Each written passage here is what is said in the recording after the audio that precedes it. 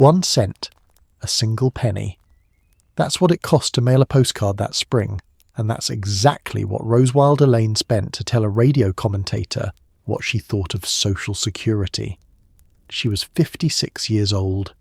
She was Laura Ingalls Wilder's only living child, though almost nobody thought of her that way yet.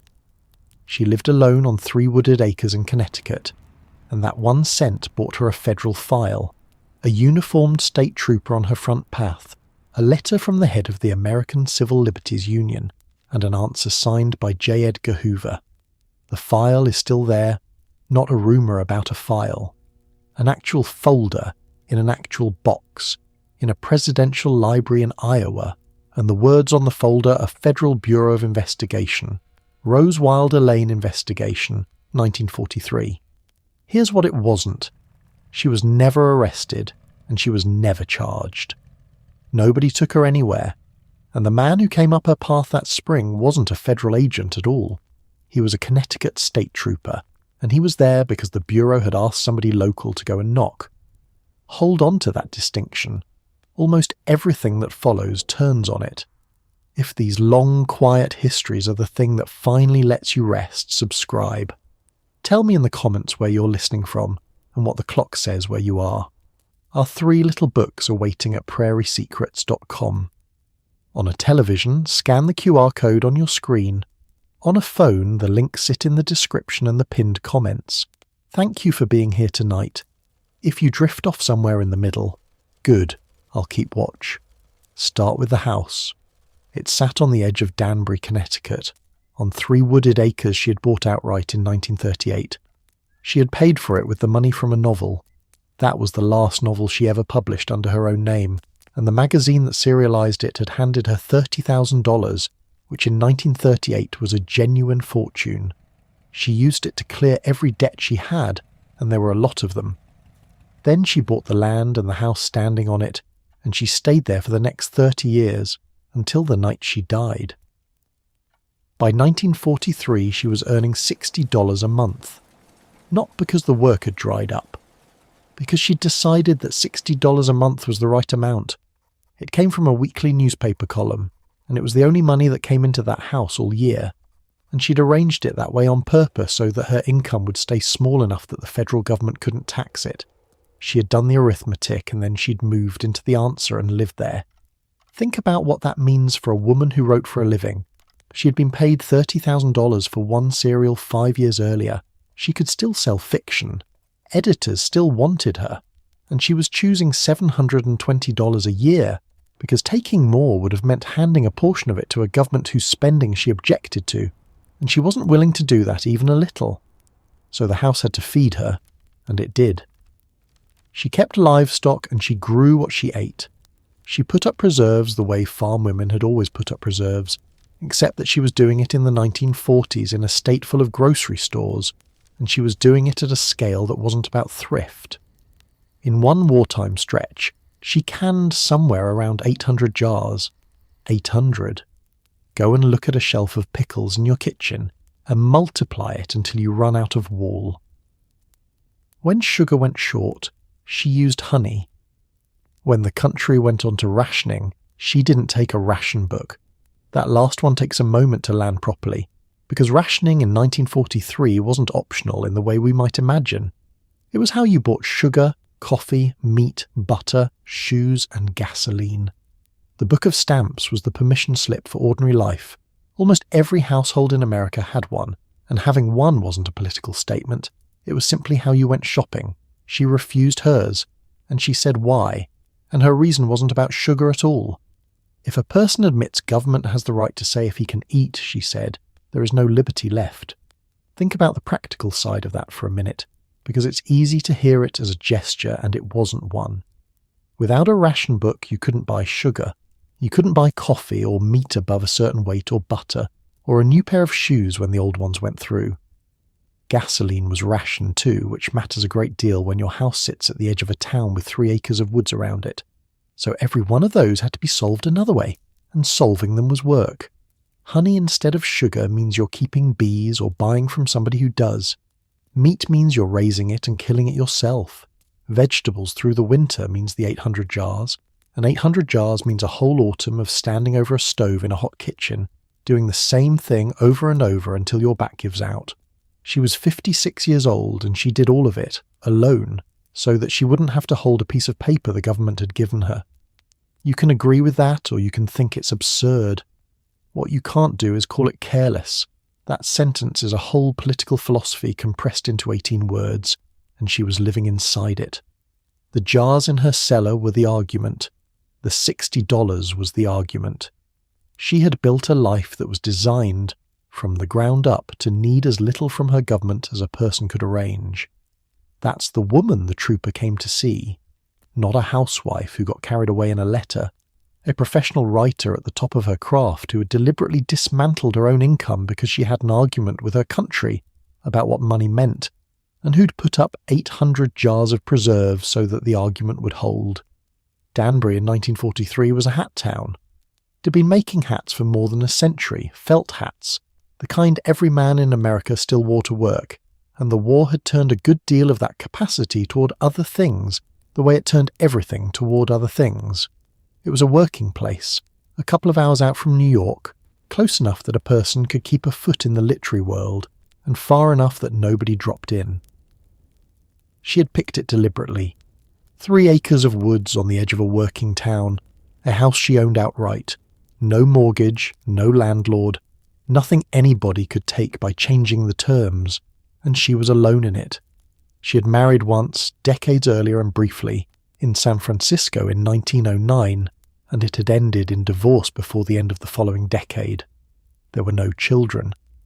By 1943 she'd been running her own household on her own terms for a very long time, and she was good at it. That competence matters. It's the difference between a woman who has withdrawn from the world and a woman who has measured her exposure to it and cut it down on purpose. She was Laura Ingalls Wilder's daughter. That's how most of us find her now, and it's worth saying out loud right at the start that this isn't how 1943 found her. In 1932, when the very first Little House book came out, Rose was the famous one. Her mother was the debut author. Rose had been on magazine covers, in Balkan mountain villages, on the payroll of one of the biggest weeklies in America. The little girl in the sunbonnet was still more than 20 years away from having a medal named after her. So that phrase, Laura Ingalls' daughter, is the road we take to reach her. It wasn't the road she was walking. Keep that one cent in your mind, though. It's the smallest thing here, and it's the thing everything else hangs from. There was a radio in that house. That's not a small detail in 1943. Radio wasn't background noise then. It was the way the war arrived. It arrived in the evening, in the front room, in a voice that sounded like a person sitting across the table from you, and for millions of Americans that voice was the only version of the war they would ever get. The newspaper came in the morning and told you what had already happened. The radio told you what was happening now, and it told you in a tone, and the tone did as much work as the facts did, and people talked back to it. That's the part that has faded. There was no way to talk back except to write, so people wrote in enormous quantities. They wrote to the stations. They wrote to the commentators by name. They wrote to the networks and the sponsors, and quite often straight to Washington. Because if a voice on the radio annoyed you enough, there was no comment section to shout into. There was only a pen and a penny card. We know they did this because some of those letters ended up in government files and stayed there. Here is one example, and it is not our story. Hold it beside our story for a moment and then set it down.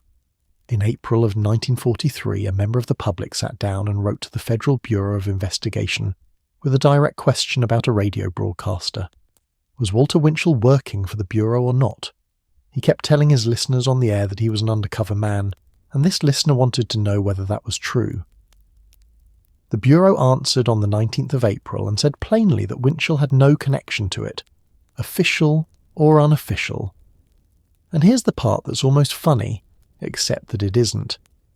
In those same months, the Bureau was having Winchell's broadcasts written up internally, because he sometimes said things it wanted to know about. There are pages in its files that open with a stock phrase, the comments, apparently of interest to the Bureau, that Mr. Winchell made in the course of his broadcast. So the flow of information in 1943 ran in several directions at once.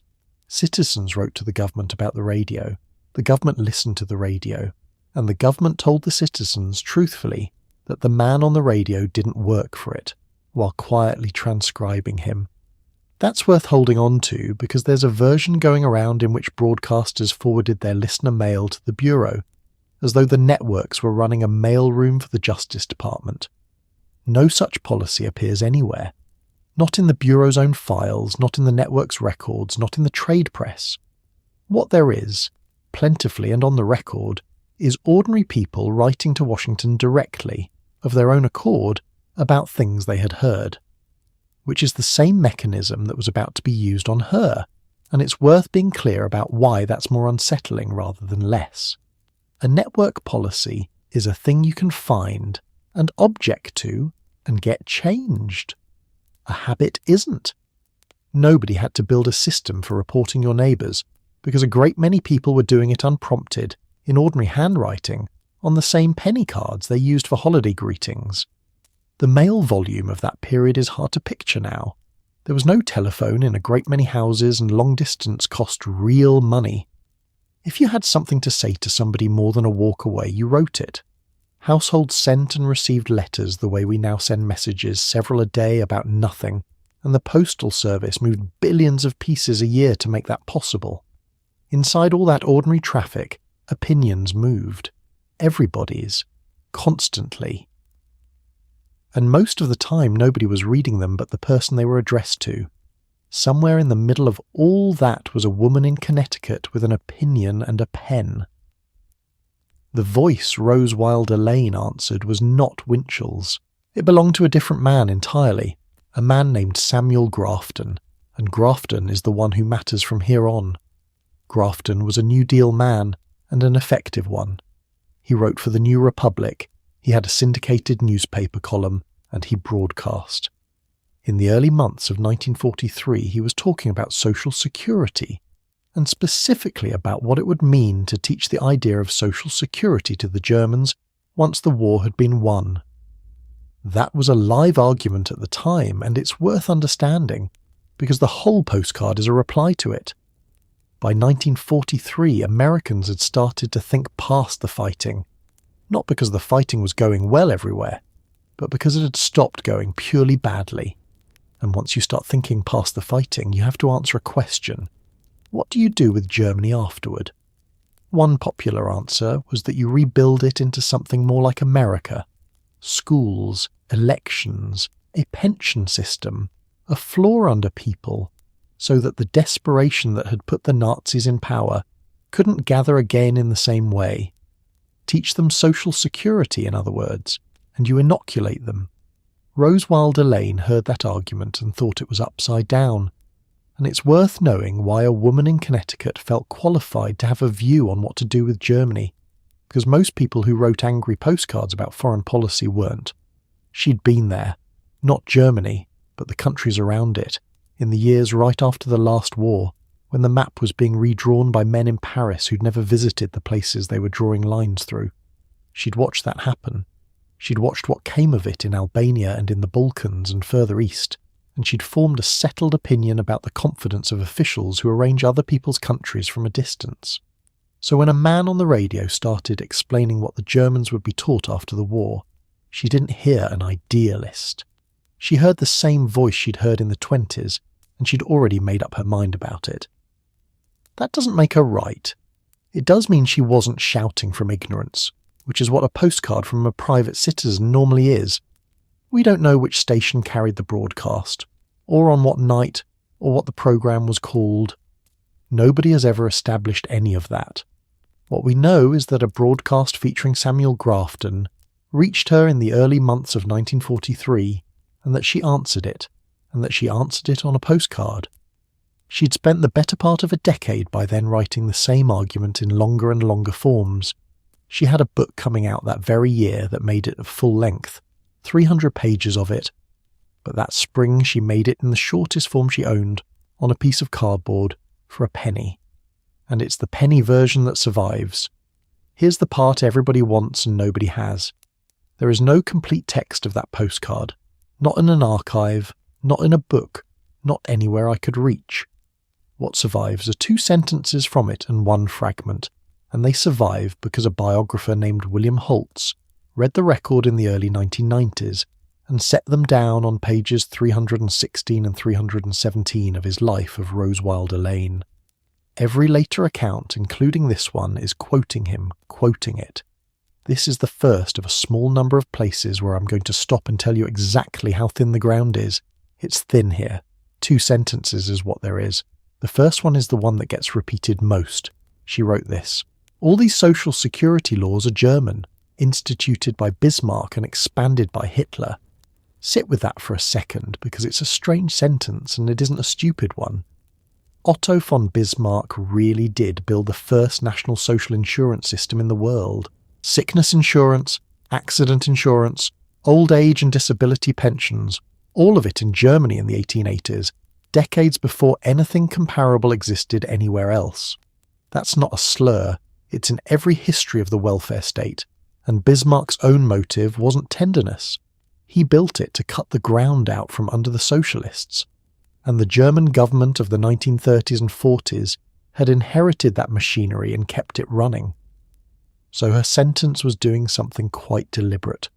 She was reaching for the one comparison guaranteed to make an American in 1943 sit bolt upright, and she was reaching for it while the country was at war with the people she had just named, and while its sons were dying in North Africa and the Pacific. She knew what she was doing. That's not a defense of the sentence, it's the opposite. A woman who had written for the biggest magazines in the country knew precisely how a sentence like that would land in the early months of that year. It helps to know how new the thing she was attacking still was. Social Security had been signed into law in 1935. The first monthly checks had only started going out in 1940. So that spring, the programme was 8 years old on paper and 3 years old in practice. It wasn't the furniture of American life that it is now. It was a recent, contested, still arguable piece of legislation, and plenty of respectable people were still arguing about it in public, and she was one of them. That's worth holding on to, because the modern ear hears an attack on Social Security as an attack on something ancient and settled. In 1943 it was roughly as old as a child in 2nd grade, and the money for it came out of wages. That was the part she couldn't get past. It wasn't funded from general taxation in the way most things were. A portion was taken from what you earned before you saw it and paid into a system, and the promise was that the system would look after you later. To almost everyone that sounded like insurance. To her it sounded like a compulsory arrangement dressed up as a favour. The second sentence shows what she was actually arguing, and it's sharper than the first. If American teachers went to Germany after the war, she said, and told German children we believe in Social Security, then the children would ask them the obvious thing straight back. Then why did you fight Germany? That's not a slogan. That's a debating move, and it's a real one. She's saying that if what you plan to teach them is a version of the thing they already had, then explain to me what the war was about. There's a third fragment. She wrote about Americans being taxed for their own good and bossed by bureaucrats. And that is all of it. 2 sentences and a fragment. The rest of the card is gone. The rest is gone. 2 things get put on that card constantly that were never on it. She didn't call Social Security a Ponzi scheme. That phrase is all over the internet attached to her name, and it's a paraphrase somebody wrote decades later that got copied until it looked like a quotation. No scholar who has actually looked at the record uses it. She didn't say it, and she didn't write the word Gestapo on that postcard. She said it out loud later, standing in her own doorway, to a policeman, and we're going to get there. But it wasn't on the card, and the 2 things being confused matters, because one is a considered political argument mailed to a journalist, and the other is what a furious woman says at her own front door. The card itself isn't known to survive. Nobody has ever said where it is, and there's a reason that's not surprising if you think about where postcards go. She mailed it away from herself. After that, it belonged to somebody else's afternoon. Which brings us to the mailbox. A postcard in 1943 was the cheapest thing the United States government would carry for you. You bought the card with a stamp already printed on it, you wrote on one half of the back and addressed the other half, and it went. No envelope, no flap, Nothing to open because there was nothing closed. That's the whole design, and the design is honest about itself. A postcard is a piece of mail that is agreed in advance to be read. The clerk who sorts it can read it. The carrier who carries it can read it. Anyone who picks it up off a hall table on the way past can read it, and quite a lot of people did, because reading other people's postcards is one of the small permanent pleasures of being alive. The trade was always the same. You paid less, and in exchange you gave up the pretense of privacy. And for the enormous majority of postcards ever written, that trade cost nothing at all, because what they said was that the weather is fine, and the children send their love and we'll be home on Thursday. What made hers different wasn't the format. It was that she used the open format for the one kind of message that people usually seal. She dropped it in the mail, and at that moment it stopped being hers. There's one explanation worth clearing out of the way here, because people reach for it and it doesn't hold. The postal inspectors. The post office did have its own investigators, and it had them long before 1943, and it has them now. They're a real police force with real powers.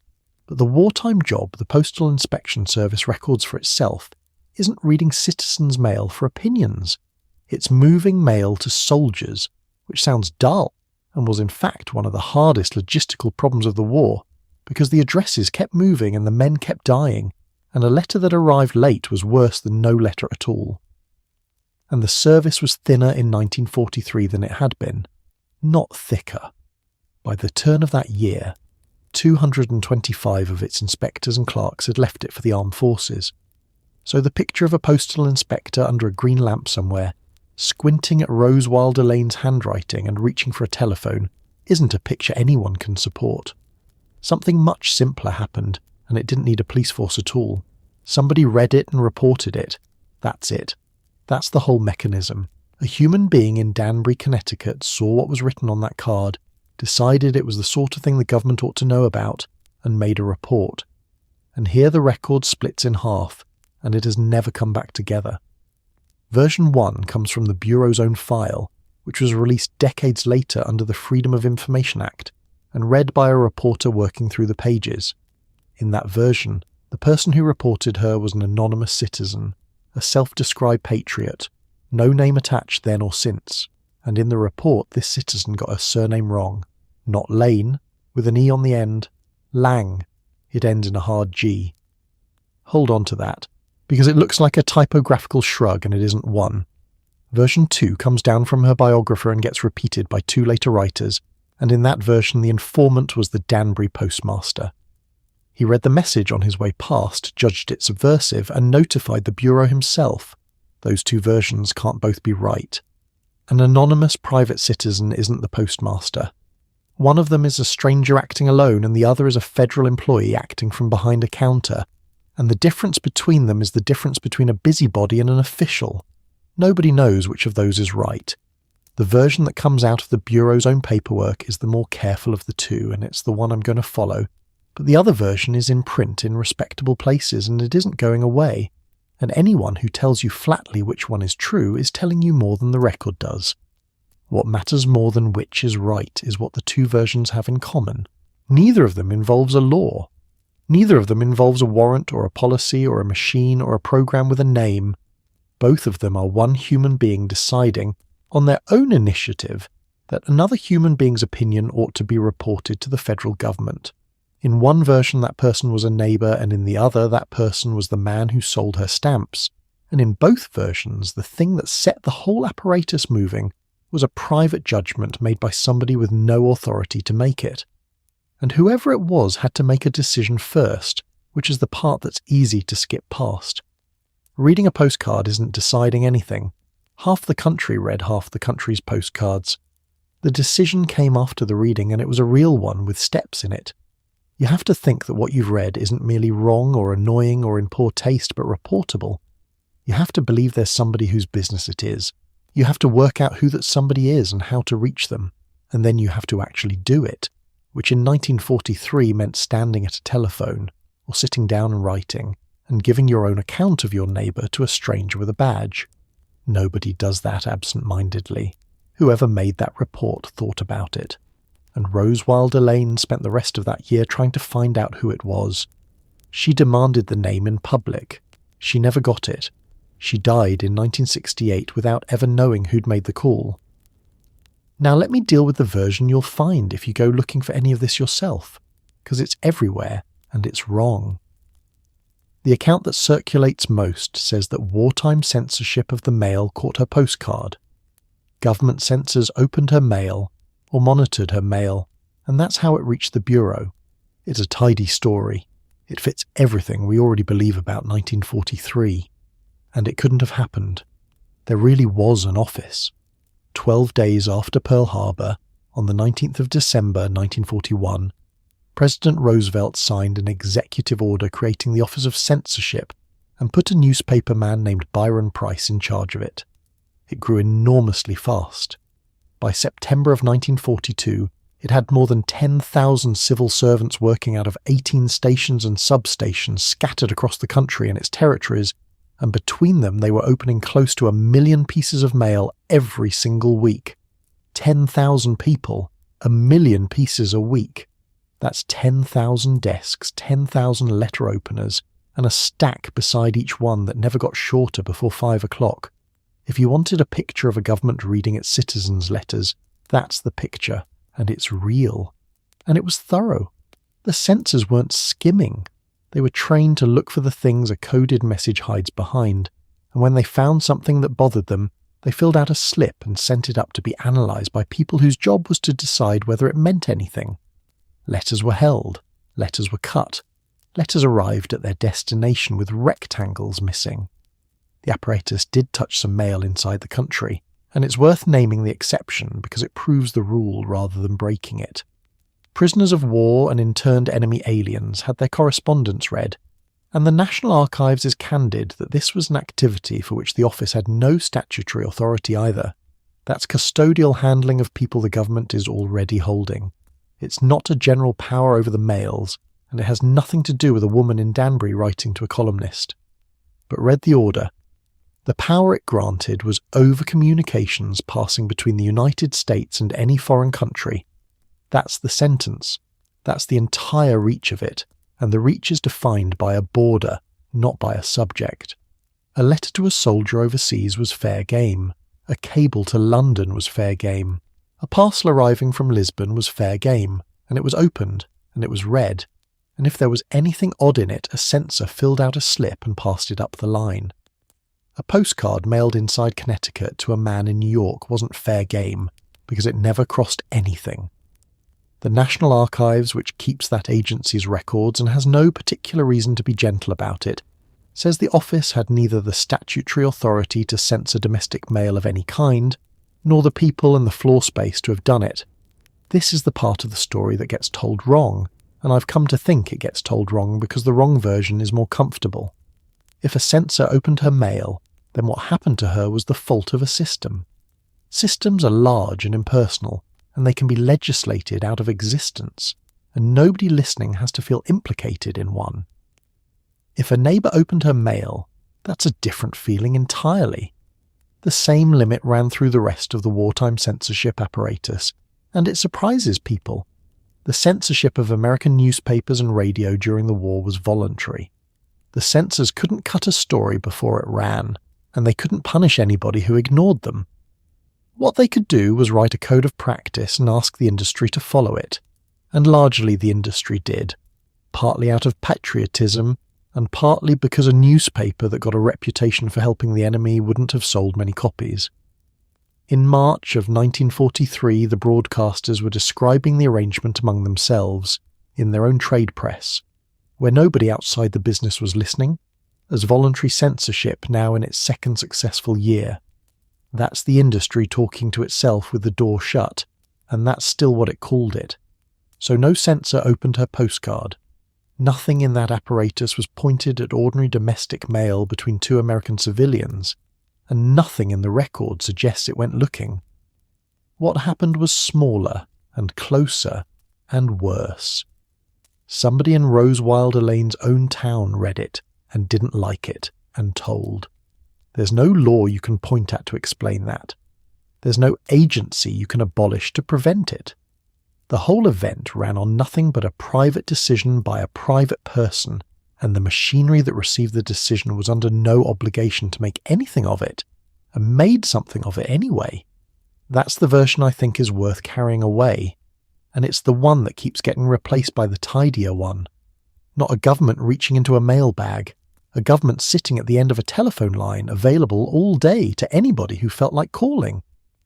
To understand what happened next, you have to understand the size of the thing she'd just walked into, because it had gotten very large very quickly.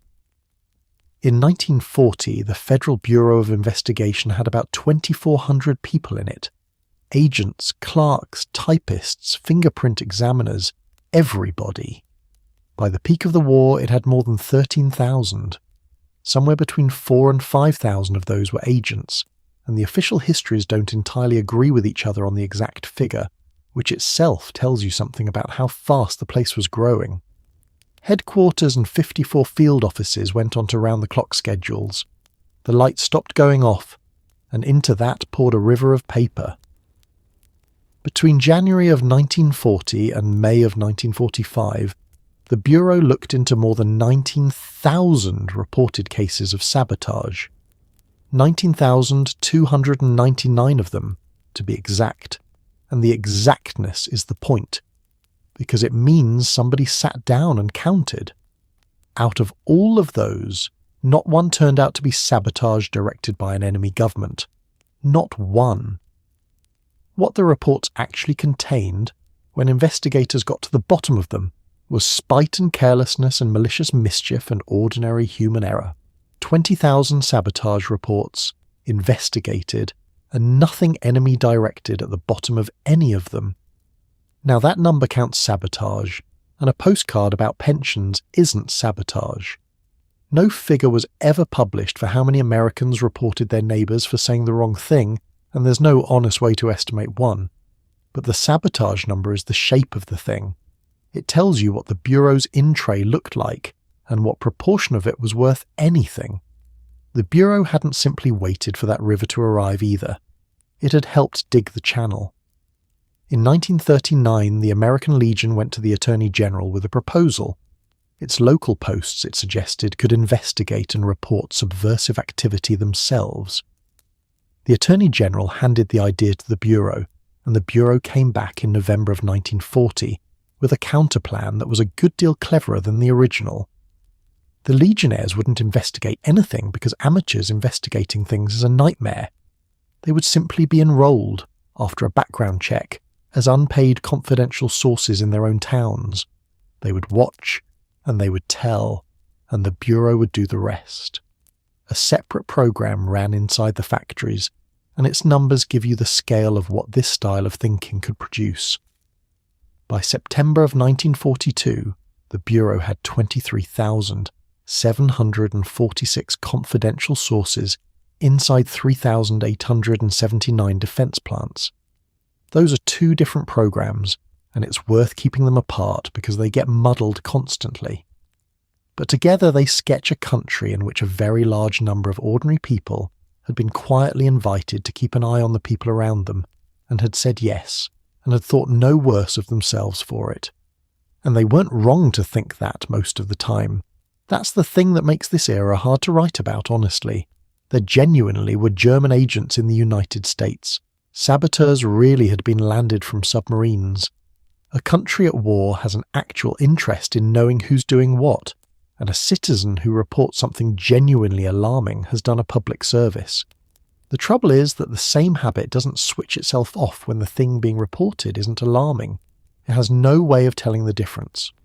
The neighbour who reports a man photographing a shipyard and the neighbour who reports a woman writing rude things about pensions are performing the identical act, in the identical spirit, and only one of them is useful.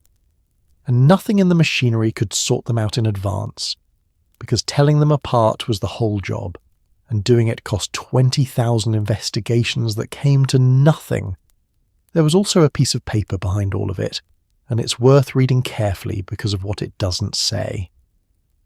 In September of 1939, with the war 2 days old in Europe and America still out of it, President Roosevelt issued a statement putting the Bureau in charge of espionage matters.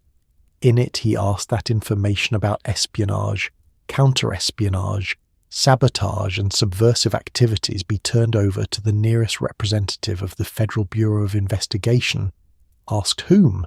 That's the part people skip.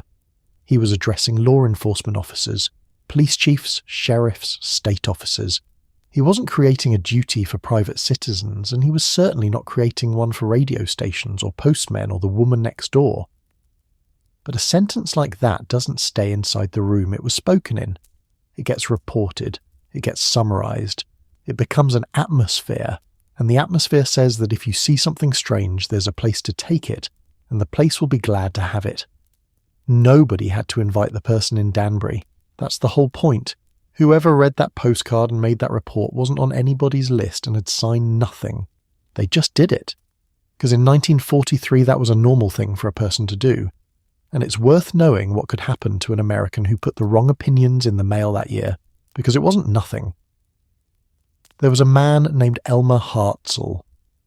52 years old, Pennsylvania born, a veteran of the First War working as a financial analyst. He belonged to no organisation, foreign or otherwise. In 1942 he wrote 3 pamphlets and mailed about 600 copies of them to senators, congressmen, church officials and army officers, whose addresses he got out of the World Almanac and the telephone directories at the public library. The pamphlets were vile.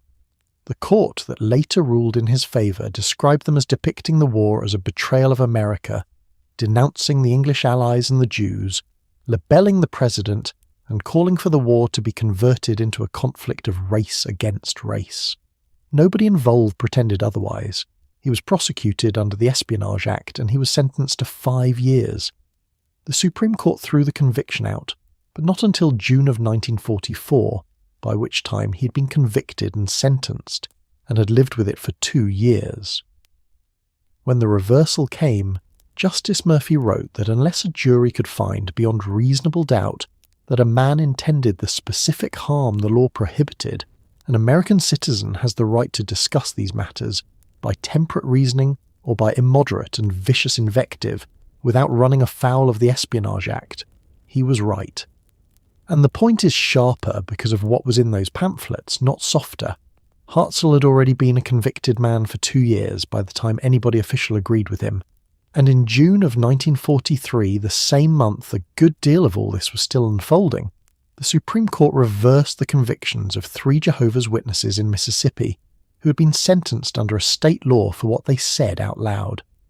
One of them had told somebody it was wrong for the president to send American boys across in uniform to fight our enemies. The sentence on the books for that was imprisonment until a peace treaty was signed, and up to 10 years. Nothing like that happened to Rose Wilder Lane. She was never charged with anything, and nothing she did was remotely comparable. But that was the weather her postcard was mailed into. So this was the country in the early months of 1943. A country where an ordinary man could go to prison for what he mailed, and where the highest court in the land would eventually say he shouldn't have, long after it stopped mattering to him. The report from Danbury went in, and then a piece of paper moved. On the 15th of March, 1943, a document was written by a man named Albert R. Walsh and addressed to the special agent in charge at the United States Department of Justice. Nobody has ever established who Albert R. Walsh was or what office he sat in, and the document itself has never been published. What we have is his name, the date, and who he was writing to. A special agent in charge is exactly what it sounds like. Every field office of the Bureau had one, and he was the man who decided what his office was going to spend its hours on. Things reached him from below, and instructions came down from him. If a piece of paper was addressed to him, then whatever it concerned had cleared the point where it stops being somebody's complaint and starts being a matter. That document sits in the Rose Wilder Lane file at the Bureau. We know it exists, and we know its date and its author and who it was addressed to, because a peer-reviewed article cited it by name and by date. We don't know what it said. It has never been published, and no one writing about this has quoted a line of it. But the date is the thing. Somewhere in the first weeks of that year she had written a postcard and dropped it in the mail. By the 15th of March, correspondence about her was moving inside the United States Department of Justice. Nothing in the record suggests she knew. That's the thing about the 15th of March. She was in her house on 3 wooded acres, with her preserves in the cellar and her $60 a month and her ration book uncollected, and she had no idea. She would have been working. She wrote a column every week and she never missed one. So somewhere in the middle of March of 1943, she sat down and wrote about 1,000 words for a newspaper, the way she had the week before and the way she would the week after. And while she did that, a couple of 100 miles away, her name was going onto a document in a federal building, and a man whose job was to decide what an entire field office would spend its time on was being asked to look at it. This is the ordinary shape of these things, and it's the part that never makes it into the dramatic version. There's no moment of discovery. There's no envelope pushed under a door. There's a gap of weeks in which a person goes on with her life, while a piece of paper about her moves through rooms she will never see, handled by people whose names she will never learn, and the first she hears of it is when somebody knocks, except that, if the file has been read right, it wasn't quite her name on the paper. The Bureau did what the Bureau always did first. It went and looked in its own files. That was the whole architecture of the place. J. Edgar Hoover's real achievement, the one that outlasted every headline he ever chased, was an index. Cards, drawers, cross-references, names. If a name came in, somebody checked the name against what was already held, because the first question about any person is always whether you've heard of them before. They checked, and according to the file as read by the reporter who worked through it, the check came back empty. There was no file on Rose Wilder Lane that spring, no prior report and no entry, which for a woman who had been publishing political opinions in national magazines for the better part of a decade is worth stopping over. She'd written a piece in the Saturday Evening Post in 1936 that flatly rejected the direction the country was going. She'd been in print under her own name, arguing against the New Deal for years, and the Bureau had never opened a file on her, not until a postcard. But there's a second reason the check came back empty, and it's the strangest detail in this entire story. The name the informant had given wasn't Rose Wilder Lane, it was Lang, L-A-N-G, the hard G, not the silent E. That's what the file says, as read by the reporter who worked through it. One letter, and the wrong one at that, and it changed the character of everything that happened next. Think about what that does to the errand. If the Bureau had a name and a file and a history, the next step is an interview, and an interview is a serious thing with a serious purpose. But the Bureau didn't have a name that matched anything. It had an address in Danbury, Connecticut, and a surname that produced no result, and a complaint about something written on a postcard. So what it actually needed was much smaller. It needed to know who lived there. That's what the record indicates the visit was for, not an interrogation, a confirmation. Somebody go out and establish who's at that address, because the name we've been given doesn't exist in our files. I want to be careful here, because this detail rests on one researcher's reading of one release of one file, and it hasn't been independently confirmed by anybody else who has been through those pages. It's reported, not proved. But if it's right, then the whole shape of the story changes, and it changes in a direction that's almost harder to look at. Because it means the machinery wasn't activated by suspicion.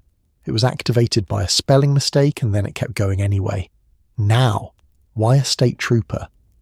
This is the question that decides whether the story you've heard is the story that happened, and it's where the popular version and the Record Park Company most sharply.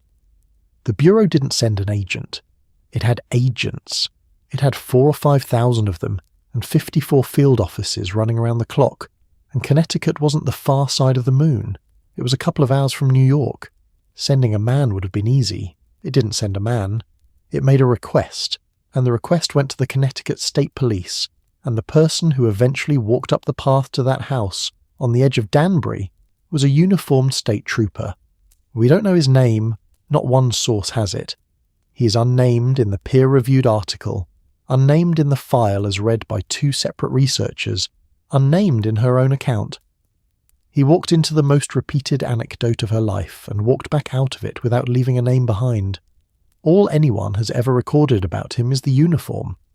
But we know exactly what she thought about the arrangement, because she wrote it down and published it, and the sentence she chose is the sharpest possible summary of the distinction I've been drawing all along. She asked it like this: what have the state police to do with any opinion that an American citizen wants to express? Read that again with the emphasis where she put it. Not what has the Bureau to do with it, not what has Washington to do with it, the state police. Because from where she was standing, on her own step, the federal government wasn't the thing in front of her. A man in a Connecticut uniform was the thing in front of her, and she wanted to know what business a state policeman had asking her about her opinions. There were good practical reasons for the arrangement, and they're worth stating fairly. A state trooper was already in Connecticut. An agent wasn't. If all you need is to establish who's living at an address, sending a federal officer 2 hours each way to knock on a door is a poor use of a man who has other things to do, and the Bureau was, in 1943, extremely short of hours. Every field office was running around the clock. Somebody had to triage, and police forces cooperate. That's not sinister. It's how policing works and has always worked. A request goes across. Somebody local handles it. The answer comes back. But look at what that arrangement does when you're the person on the doorstep. You can't tell. You have no way of knowing that the man asking you questions isn't the origin of the question. You can't ask him who wants to know, because he may not have been told, and if he was told, he's under no obligation to say. The chain that led to your front step is invisible from where you're standing on it. It can be 4 links long. Every link can be perfectly reasonable, and the sum of it is still a stranger with a badge asking about your opinions and declining to say where the interest came from. She was right to be confused, and the confusion is the point. This is how federal reach actually worked in 1943, and it's how a great deal of it works still. The Bureau didn't need to appear, it needed only to ask, and the asking travelled down through a state agency and arrived at a private door wearing a different uniform entirely. And so the title on this video is true, and the picture in your head when you read it is wrong. The Bureau investigated her. It also never came anywhere near her. One thing before the knock, and it's the thing that matters most. Everything that happens in the next few minutes comes from her. There's no officer's report. There's no transcript. Nobody was taking notes on the doorstep, and no second person was standing there to remember it differently. What survives is the account Rose Wilder Lane wrote afterward, for publication on purpose, for an audience she wanted to persuade. She was a professional writer with the better part of a decade of political argument behind her, describing an encounter in which she'd been the wronged party, and she was describing it in a document designed to make a case. That doesn't make it untrue. People generally do remember the worst hour of their year fairly well, and nothing in her account has ever been contradicted by anyone who was there, because nobody else who was there ever said anything at all. But it's one voice, so when you hear the lines that follow, hear them the way they exist, which is as a woman's own published version of the moment she's most famous for. He came to the house. Picture the approach rather than the argument, because the approach is the part that would have done the work. A car on a quiet road at the edge of a hat town, 3 acres of trees, a woman inside who's been writing all week and isn't expecting anybody, because nobody drops in on a house like that. And then a knock, and a uniform, and no explanation at all of where the interest in her has come from. Whatever was said next, that had already happened. Somebody official had come, and the coming was the message. She was at home, he was in uniform. There's a version circulating that says he found her out in the garden, and that he was carrying a gun and a billy club, and that version comes from a later retelling rather than from her. He asked about the postcard, and about her attitude, and at some point he told her he didn't like her attitude, and that was the wrong thing to say to Rose Wilder Lane. "I'm an American citizen," she told him. "I hire you, I pay you, and you have the insolence to question my attitude." Then, the line that ended up as the title of everything she wrote about it afterward. What is this? The Gestapo. Now put that word where it actually belongs. which is here, on this step, in 1943, spoken by an American to an American policeman while the American army was fighting the people who had invented it. That word wasn't a figure of speech that year. It was a current event. Everybody in that conversation knew precisely what the Gestapo was and what it did, and she reached for it anyway, on purpose, standing in her own doorway, to a man in uniform who'd been sent by the federal government to find out who she was. It was, depending on where you stand, either the most American thing anybody said in Connecticut that year, or an appalling overreaction to being asked a couple of questions. Probably it was both. And notice what the sentence before it is doing, because it's the more interesting one. I hire you. I pay you. That's not the language of a frightened person. That's the language of an employer. She's telling a state policeman that she's his customer, that the relationship runs from her downward and not from him downward, and that he has forgotten which way round it goes. It's exactly the argument she'd been making in print for years, arriving in conversational form at the worst possible moment for the man on the receiving end of it. And there's a bitter joke folded into it that she may or may not have intended. She had arranged her income specifically so that she wouldn't be paying federal income tax. She was, in the most literal accounting sense, not paying for him at all, and she was too intelligent not to know that. But she was making a different point, and the point stands. The authority of that uniform came from citizens, and she was one, and she was declining to be spoken to as though it worked the other way. Then he asked her, or she asked him, whether her comments were considered subversive. Yes, he said. Then I'm subversive as hell, she said, and he backed off. That's the word her account uses and the word every later telling has kept. He backed off and promised not to pursue the matter, and he went away. One version of the story adds that he backed off because she was a writer. Whether that's her observation or somebody's later gloss, it's a plausible reason. A trooper sent to establish who lives at an address, who instead finds a nationally published author quoting the Bill of Rights at him on her own step, has every reason to conclude that this is above his pay grade and that the correct move is to leave. Which is, in its way, the most ordinary thing in this entire story. It's hard not to read him as a man who'd been handed an errand by somebody senior, arrived to find it wasn't the errand he'd been led to expect, and made a sensible decision to stop. Almost everybody here behaves almost reasonably, almost all of the time. That's what makes it worth telling. That's the whole thing. That's the encounter. Two people on a doorstep, one short conversation, and by the end of it the officer had promised to drop it and left. Nobody was arrested. Nobody was charged, nothing was seized, no warrant was produced, and no court ever heard a word about it. If you've been listening to this, waiting for the moment where the cell door closes, it doesn't come, because it never came. And here's the strange thing about that. The encounter that produced nothing legal whatsoever is the encounter that produced a federal file, a national newspaper story, a pamphlet, a correspondence with the head of the American Civil Liberties Union, and a letter signed by J. Edgar Hoover. All of it came out of one short conversation and a man walking away. And here's the thing about that promise not to pursue the matter. He kept it, as far as anybody knows. No trooper came back. The Connecticut State Police, so far as any record shows, never had anything more to do with Rose Wilder Lane.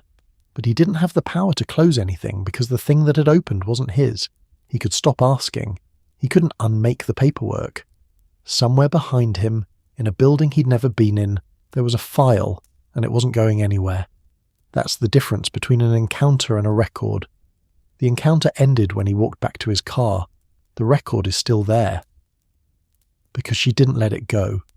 This is the hinge of the whole story, and it's where she stops being somebody the government did something to and becomes somebody doing something to the government. Most people in that position are relieved. The officer leaves, you close the door, you sit down, your hands shake a bit, and then you have a cup of something, and you tell your sister about it next week, and that's the end of it. The overwhelming majority of the reports that reached the Bureau in those years and came to nothing ended exactly like that, with somebody being briefly frightened and then getting on with their life. That's why the reports were pointless. Nothing happened. so nothing happened. She refused the relief. The first thing Rose Wilder Lane wanted was the name. Who reported me? She demanded it publicly, and she kept demanding it, because to her mind the informant was the actual event. The trooper was a man doing a job he had been handed. The bureau was an institution following a procedure. But somebody, some specific person with a face and an address, had read her postcard and decided that the correct response was to call the federal government. She never got the name. Not that year, not ever. Whoever it was kept quiet for the rest of their life and took it with them. Think about what that meant in a town of that size. She went on living in Danbury for another 25 years. She bought stamps somewhere. She bought the things she didn't grow somewhere. And for a quarter of a century she moved around a small Connecticut town knowing that one of the people she nodded to had reported her, and never learning which one. That's a peculiar kind of cost, and it's not a legal one. No court would recognize it. It doesn't appear in any file. It's simply the condition of living somewhere after you've learned that somebody there was watching you closely enough to object. The second thing she did was write. Not a letter of complaint, an account.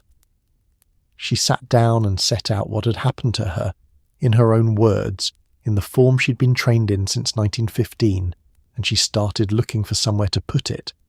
And that's the moment the story stops being about a postcard.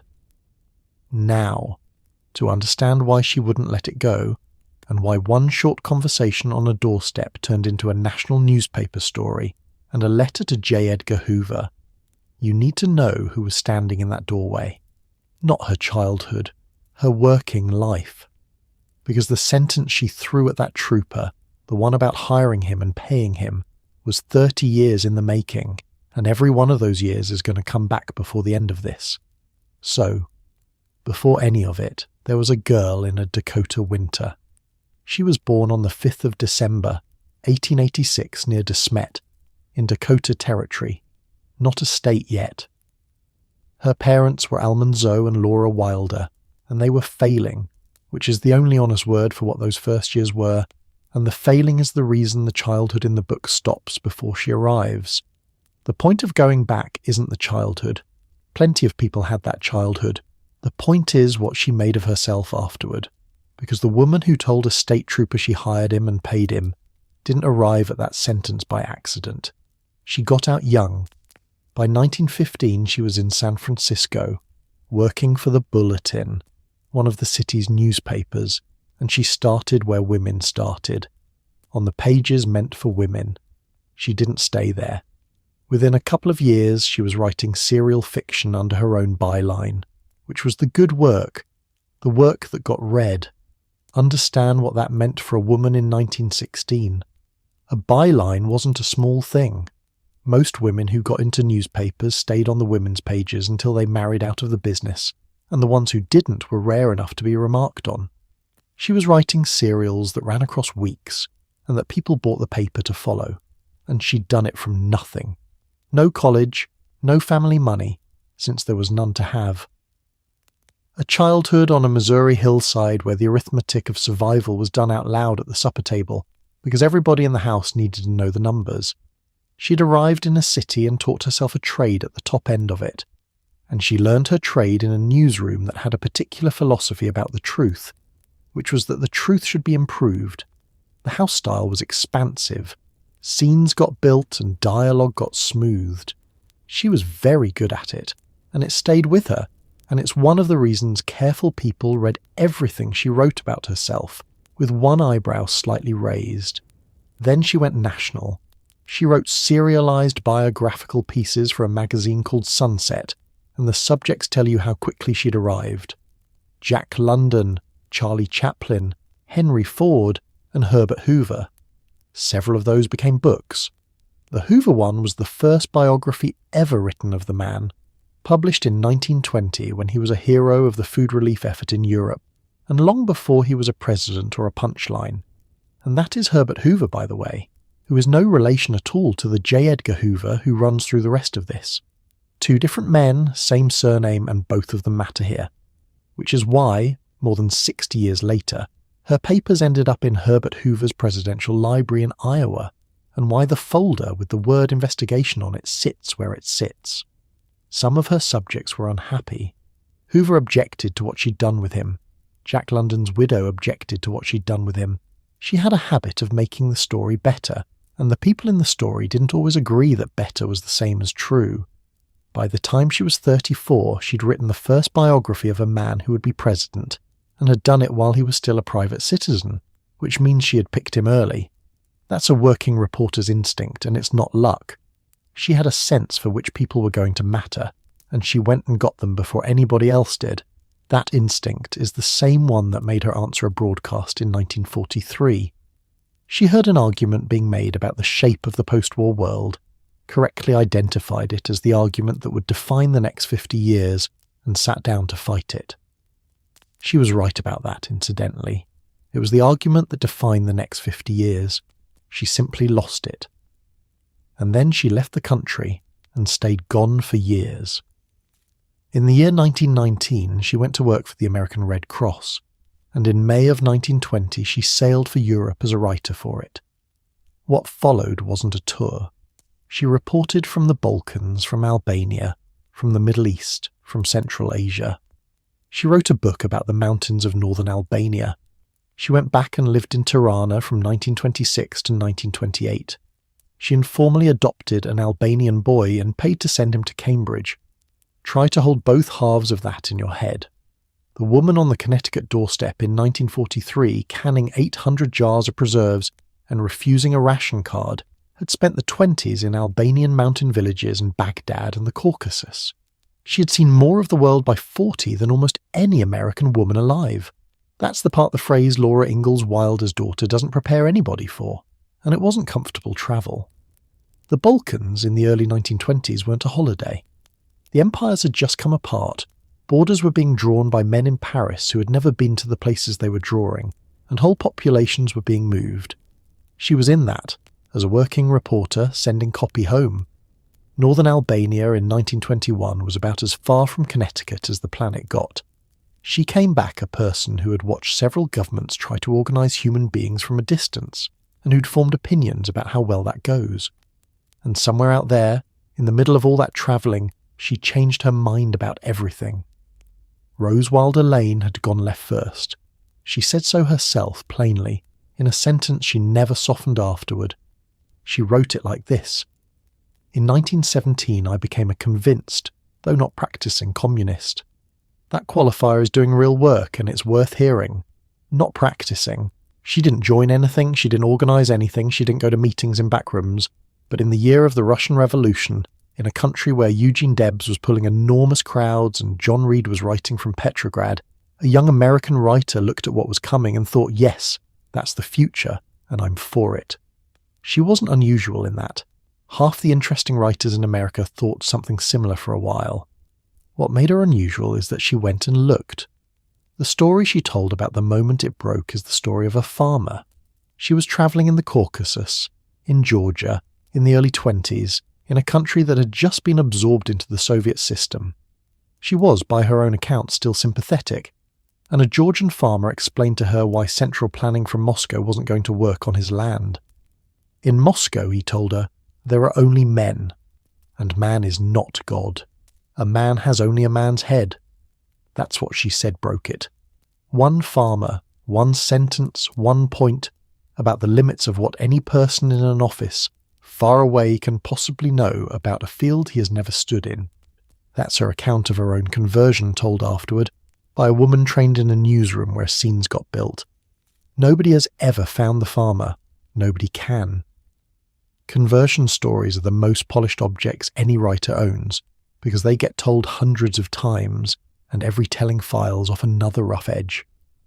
So take it as what it is, not necessarily a transcript of a conversation in a Georgian field, but an accurate account of what she came to believe and of the shape she believed it in, which was always this shape. A person in an office far away, deciding things about a life he can't see. Hold that thought until the trooper reaches her door, because it's the same shape. And notice what her conversion wasn't. It wasn't religious, and it wasn't a discovery of cruelty. She didn't come back saying the Soviets were monsters. though by 1943 she certainly thought so. What she came back with was an argument about knowledge, about the limits of what a man in a distant office can possibly know about a field, or a farm, or a household, or a life. That's a much harder argument to shout down than a moral one, and it's the argument she spent the rest of her life making in every form she could find. It's in the book nobody read. It's in the column 250,000 people could have read, and it's on a postcard compressed to almost nothing in the sentence about being taxed for your own good and bossed by bureaucrats. Bossed. Not robbed, not oppressed. Bossed by people who don't know you and have decided anyway. Then came 1929, and it took the money. She had done well. Very well. By the standards of anybody writing for a living. And she had put her savings into an investment company, which in 1929 was an ordinary and sensible thing to have done. And when the crash came, the company failed and the savings went with it. Nobody who has written about it gives a figure. What every source agrees on is that it was effectively everything, and it wasn't only hers. Her parents had invested on her advice. Almanzo and Laura Wilder. On a farm in Missouri, they'd spent 35 years building out of 40 acres of rocks, lost money in the crash because their daughter had told them where to put it. Nothing survives about what was said between them. No letter, no diary entry, nothing anybody has published. What can be said is that from 1929 onward, money in that family was a subject with a history, and the daughter's expertise had been part of the damage. What can also be said is that Rose Wilder Lane went home. For a stretch of the late 20s and early 30s, she was back at Rocky Ridge, the Missouri farm, living alongside her parents in the middle of the worst economic collapse the country had ever had. A woman who had lived in Tirana and Baghdad, back on the family place in the Ozarks, broke. That's a specific kind of humiliation, and it doesn't need decorating. She had been the success of that family. She had been the one who sent money home and told them where to invest, and the crash put her back in the house she'd spent her 20s escaping, with nothing to show for the escape. The 1930s for her were about clawing back. She wrote fiction and sold it. A novel called Let the Hurricane Roar ran as a serial in 1932 and came out as a book in February of 1933, and it did well. A second one, Freeland, followed in 1938, and the Saturday Evening Post paid her $30,000 for the serial rights. And in the middle of that decade, she wrote the piece that turned her from a novelist with opinions into a political writer. It ran in the Saturday Evening Post in March of 1936, and it was called Credo, which is Latin for I believe, and it was an account of how she had gone from communist to the opposite. A man named Leonard Read, spelled R-E-A-D, liked it enough to reprint it as a pamphlet under the title Give Me Liberty, and it went on being reprinted for decades. That's the arc. 1917, a convinced communist. 1936, a manifesto in the biggest magazine in America explaining why she wasn't one anymore. 1943, a postcard. That was the money that cleared the debts and bought the 3 acres in Danbury, and that was the end of her fiction. Which brings us back to the list of things she refused, because now you can see where each one came from. She refused to take a ration card, because she had watched what men in offices far away did with the power to allocate. She refused to earn enough to be taxed, because she had lost everything once through a system she had trusted and had decided never to be dependent on anybody's arrangements again. And according to her biographer, she refused to accept a social security number. That one comes down to us through a single line in a single book, repeated afterward in reviews of it, with no date attached anywhere. It's likely true, and it's not proved, but it fits her exactly, and it explains why a broadcast about pensions was the thing that made her reach for a postcard rather than shrug. Because to her, Social Security wasn't a program. It was a category error. Here's the argument, in ordinary language, once, and then I won't restate it. Rose Wilder Lane believed that a human being's welfare is that human beings own business, and that the moment you hand responsibility for it to a government you haven't gained security, you've traded something away permanently, not because governments are wicked. Because a government is force. That was her flat position, and she never dressed it up. every law is ultimately a man who will come to your house. Most of the time he doesn't have to come, because most of the time people comply, and so the force stays invisible and everybody talks about services and benefits and programs.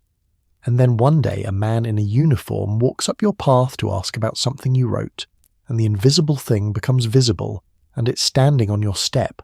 That's why she said Gestapo, not because she thought Connecticut was the Third Reich. Because she had been arguing for years that behind every polite arrangement there is eventually a man with authority at your door, and there he was. And she wasn't going to pretend she hadn't been expecting him. You can think she was right about that. You can think she was catastrophically wrong. What you can't do, having followed it this far, is think it was a random outburst. It also explains why the Bismarck sentence was the one she reached for, and why it's uglier than it first looks and cleverer than it first looks at the same time.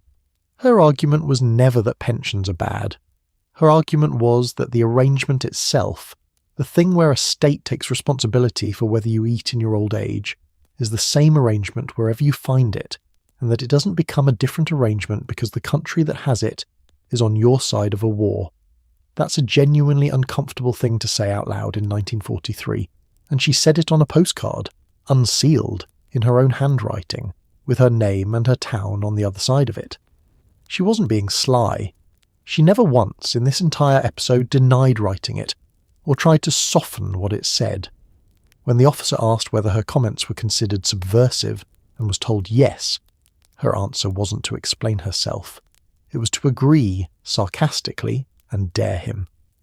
And there's a cost to living that way which the record shows plainly, and which nobody who admires her much likes to dwell on. It made her small. Deliberately, but small. A woman who had been paid $30,000 for a serial was writing for $60 a month. A woman who'd been read by millions was publishing a book that 1,000 people could buy. She had chosen, out of principle, to take herself out of the arena where her arguments could actually reach anybody, in order to avoid contributing to things she disagreed with, and the result was that her arguments reached fewer people every year.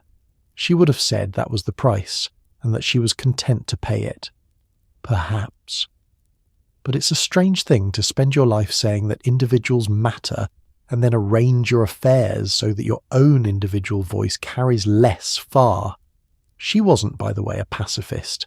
That gets assumed, and it isn't so. Before Pearl Harbor, she was a non-interventionist. She campaigned for something called the Ludlow Amendment, which was a proposal to require a national vote before Congress could declare war, on the argument that the people who do the dying should be asked first. Her objection was to fighting on foreign soil in a foreign war for foreign interests, and once the country was in, she supported the war in heavily qualified terms and stayed suspicious of the president for the duration. And in 1943, she published a book about all of it. The Discovery of Freedom, subtitled Man's Struggle Against Authority, came out that year from the John Day Company in New York. It was her full statement, the long version of everything the postcard had said in 2 sentences. About 1,000 copies were printed in her lifetime. 1,000! That's the whole run. And it stayed that way, not because nobody would print more, but because she wouldn't let them. She decided she'd gotten the text wrong, and she blocked its reprinting for the rest of her life. The book she's now most famous for, the one that turns up on every list of foundational texts of American libertarianism, was a book almost nobody in 1943 could have found in a shop. It came out in a remarkable year for that argument, which nobody planned. The same 12 months produced Isabel Patterson's The God of the Machine and Ayn Rand's The Fountainhead. 3 women, 3 books, 1 year, no coordination between them. Somebody counted that up much later and the label stuck. William F. Buckley Jr. eventually called the 3 of them the Furies, and an older critic said they made the male writers look like Confederate money. But all of that is hindsight. In 1943 it was 3 separate books by 3 separate women, one of whom had printed 1,000 copies and hated hers. One contemporary reviewer did see it, for what it's worth. In October of 1943, a small periodical wrote that it remained for 2 women, Patterson and Rose Wilder Lane to write the only intelligible books on individualism produced in this country this century. That's a large claim from a small magazine, and it's the sort of thing that gets said about writers who aren't selling. And there is one more thing about that book, which is when it came out. 1943, the same year as the Postcard, which means that while a document about her was moving through the Department of Justice in March, a book she had written called Man's Struggle Against Authority was going through a press in New York. She didn't arrange that. Nobody could arrange that.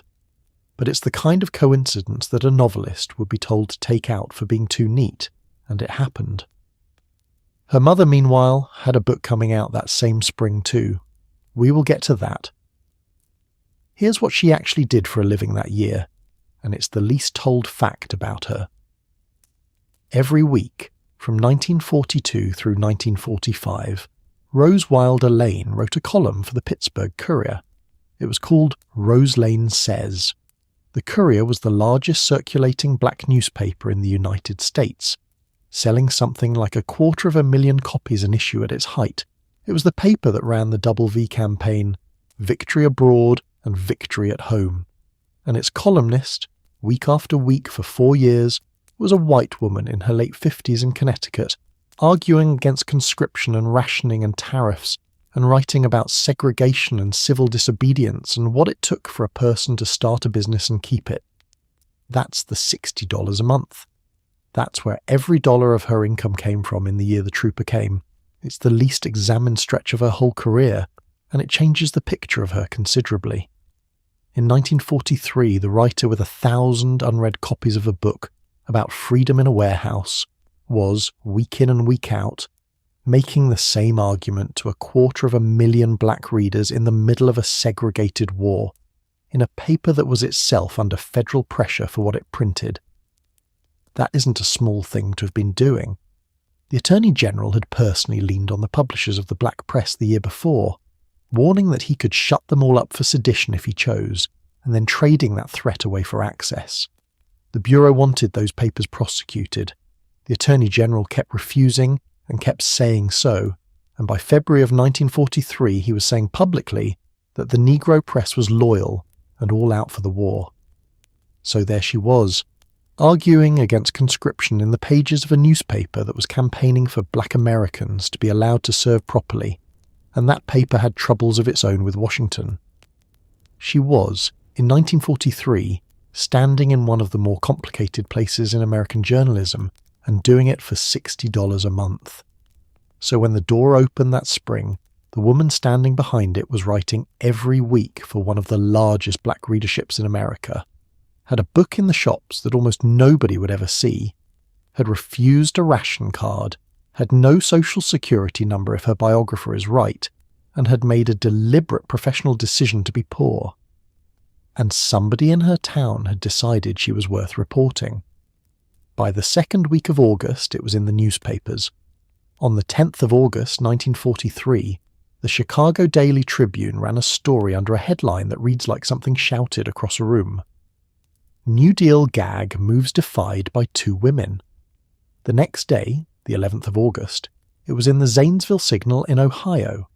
A week after that, on the 18th, it was in the Oakland Tribune, on the other side of the continent. 3 papers, in 3 parts of the country, inside 9 days. I have to be straight with you about those 3 clippings. I know they exist because careful people have cited them, with dates, in work that gets checked. I haven't read them. They sit behind a paywall in a newspaper database, and I couldn't get to them for this, and that means I can't tell you what any of the 3 actually said, or whether any of them mentioned that the woman in the story was Laura Ingalls Wilder's daughter.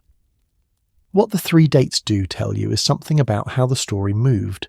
Chicago, then small-town Ohio the following day, then California a week later.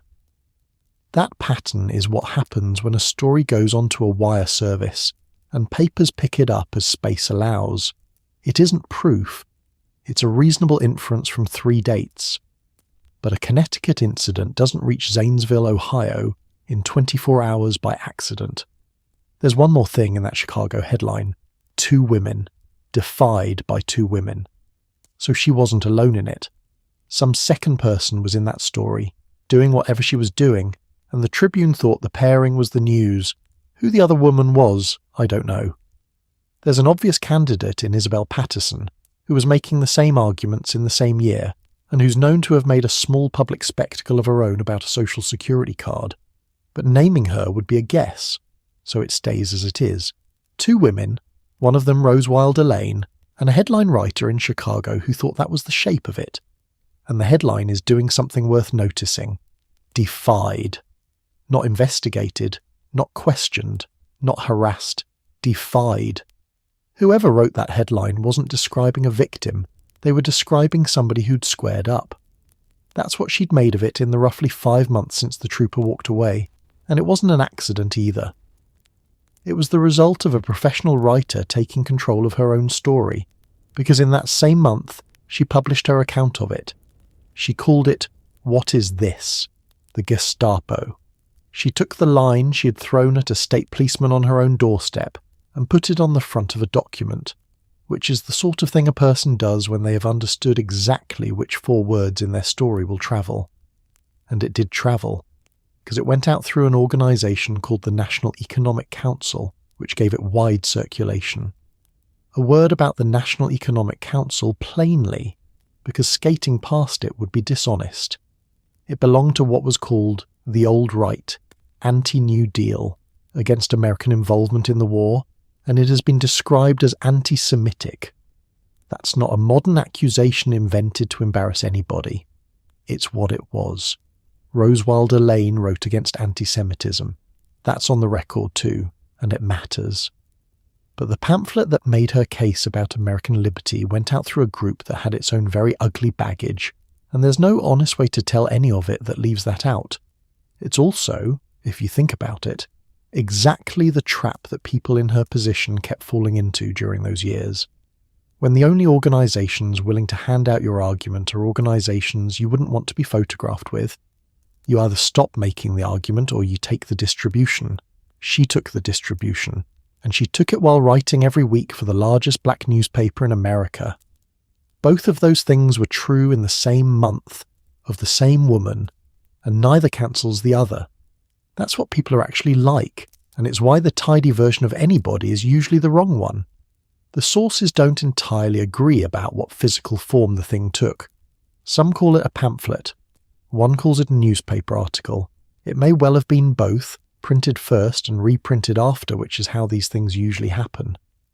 What nobody disputes is the title and the fact that it went out widely. And the moment it went out, the story stopped being hers. That's what circulation does. A story you tell about yourself becomes a story other people tell about you, and every telling adjusts it slightly, and nobody adjusts it maliciously. They just remember it a bit more vividly than it was. Here's how fast that started. Within that same period, a detail was going around that when the trooper arrived, she'd invited him in for cookies. It's a wonderful detail. It makes the whole thing warmer and funnier. A formidable woman feeding a young policeman biscuits while telling him he works for her. It's exactly the kind of thing that gets repeated. The file, as read by that researcher, records her denying it flatly. She went out of her way to deny it, and she had reason to, because once you're arguing about principle, a cosy detail isn't harmless. It turns a confrontation about the limits of state authority into an anecdote about a plucky old lady, and she hadn't gone to all that trouble to become an anecdote. That's 1943. That's while she was alive and in print and able to object. And notice what the cookies do to the shape of it. In the cookie version, the state has sent a slightly foolish young man to bother a formidable old lady, and she wins, and everybody has a nice time. In the version she insisted on, an armed representative of the government came to her house because of something she had written, told her he didn't like her attitude, and left only when she made it clear she wouldn't be intimidated. Those aren't the same story. The first one is charming.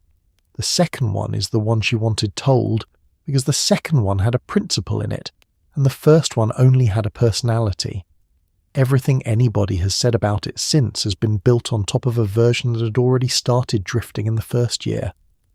By the time it reaches us, the state trooper has quietly turned into a federal agent, and the word Gestapo has migrated from her doorstep onto the card itself.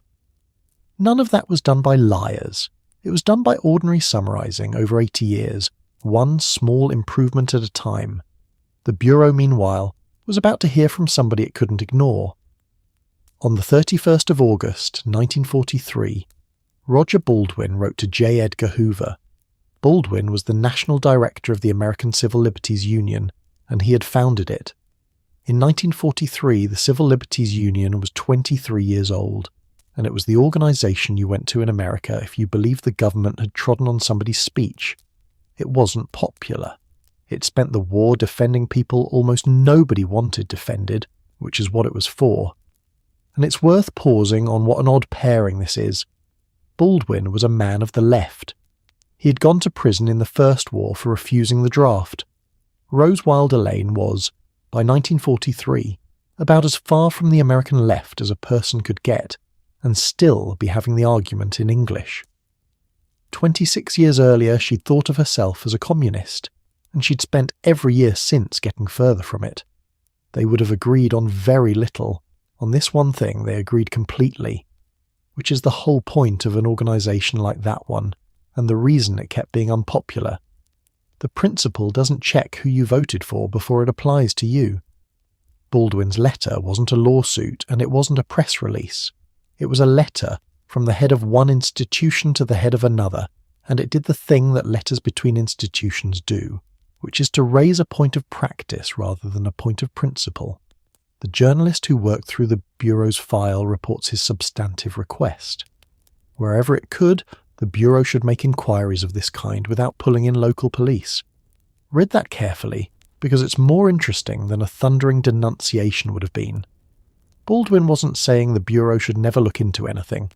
He was saying that when it does, it shouldn't farm the visit out to a man in a state uniform. And the reason is exactly the reason I laid out earlier. When the Bureau sends its own, the citizen at least knows who's asking. When it sends somebody else's officer, the citizen is confronted by an authority that can't explain itself, and the federal interest becomes invisible at precisely the moment it's most present. That's a narrow, technical procedural objection, and it is a bullseye. It's also the moment this stops being one woman's bad afternoon and becomes a question about how a country should be run. Because somebody outside the Bureau had now looked at what happened in Danbury and said, in writing, to the director that the method was wrong. Hoover answered on the 3rd of September, and what he wrote isn't what the retellings would like it to have been. According to the researchers who have read the reply, he didn't deny it. That's the first thing.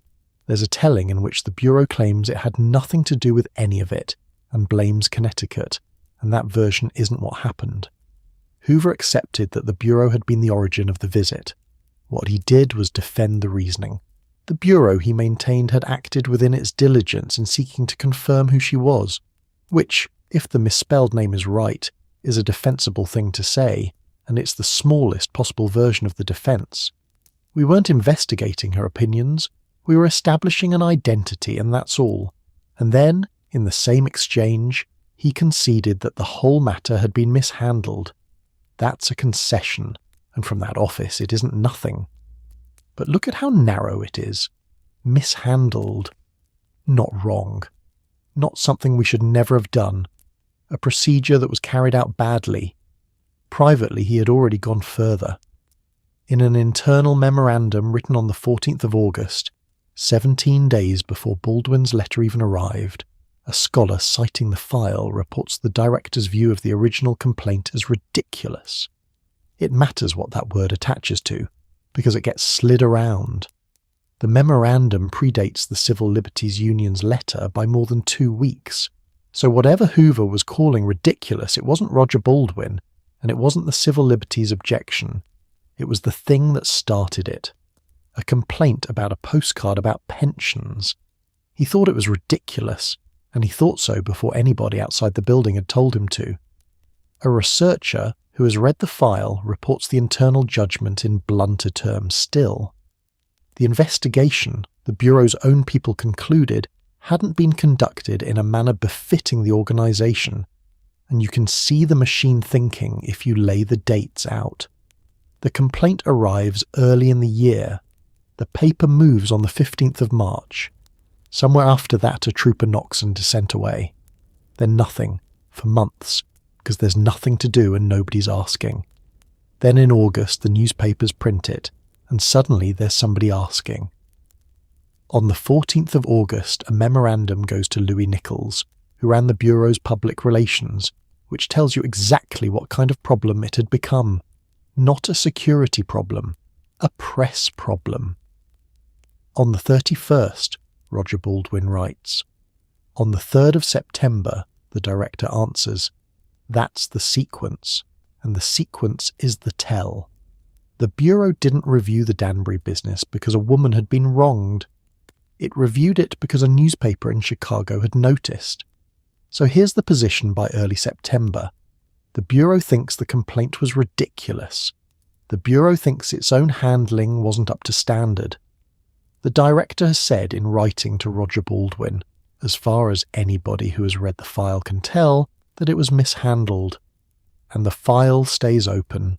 Nobody apologised to her. That's worth saying, because in the modern telling this often gets rounded up into a vindication. It wasn't won. The concession was made to Roger Baldwin in a letter between institutions. As far as anything on the record shows, the Bureau never told Rose Wilder Lane that it thought the whole business had been ridiculous, and she appears to have gone to her grave without knowing that the director had privately agreed with her within 5 months. That's how these things usually end. Not with an apology, and not with a fight.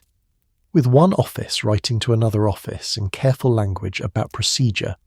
Now hold that next to something else that was happening in that same building, in that same summer. In July of 1943, the Attorney General of the United States, Francis Biddle, ordered the Bureau to stop maintaining something called the Custodial Detention List.